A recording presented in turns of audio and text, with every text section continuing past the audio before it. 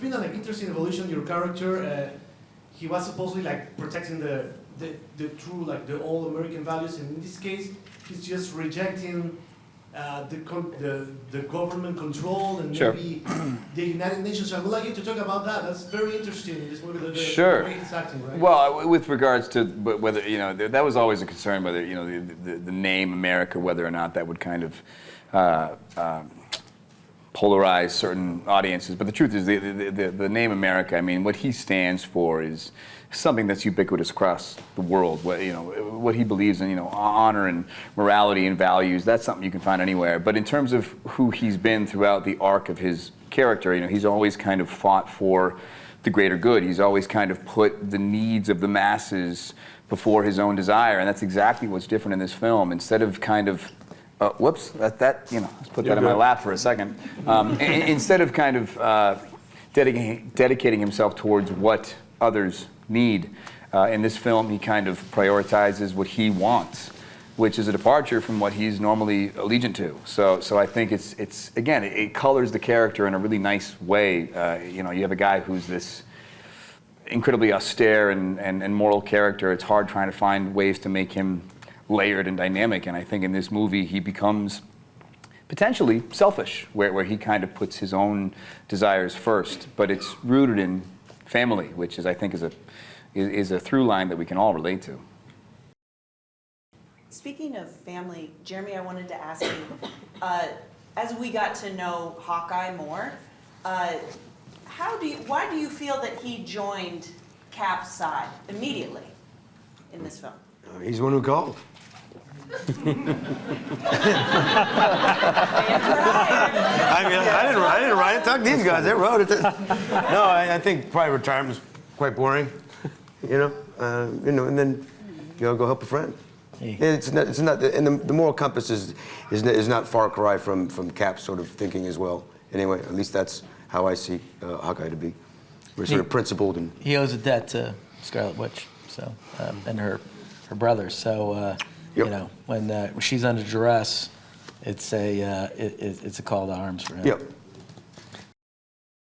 Hello, Jim McCory with GeekDad.com. Kind of an actor question.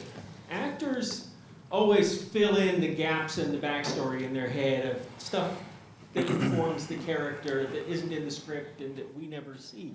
What is, all y'all can answer this, what is something that you know about your character that we don't know?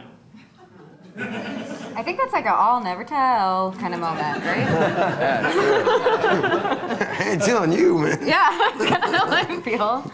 I don't know. It's a good question. Yeah, I mean, I kind of am on board with you that I think to some degree, I mean, this is almost like the way it is as being an actor in general. Some things, you know, certain things you want to share and certain things you don't. I think to some degree, it's almost nice having certain parts of the character that are intimate. And ultimately, at the end of the day, these guys do a good job of fleshing out the tones that they want you to see better than we ever could. That's one of the things when I was just doing the interview with you guys, you two and Kevin and the Russos, and they were just talking about how they form these stories and form these arcs.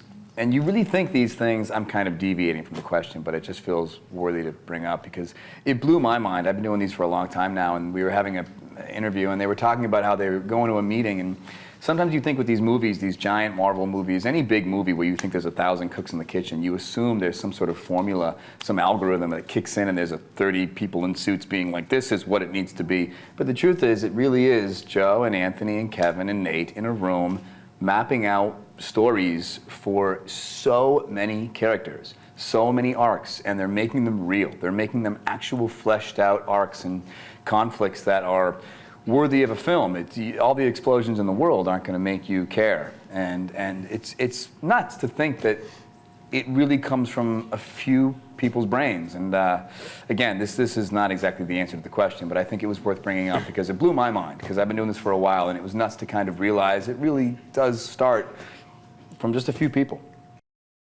What was your process like in this film as opposed to Winter Soldier when he's not himself, he's not who Cap knew? Well, just to piggyback on what Chris said, you know, I think I'm always fascinated about the same thing. It's just, you know, for example, our writers, Christopher and Steven, I mean, it's just phenomenal to me the way that they were able to write a script that gave every character a moment, an arc, an arc, and particularly I think they were the ones that kind of figured the temperature of Bucky Barnes. How much of the guy is back from the first movie, how much of the Winter Soldier's there, and for me it was just sort of taking it off the page and following them. But a lot of that I think is determined in the writing and then also in the decisions that these guys make. And the fun part for me is I never know, where they're going to take it. So.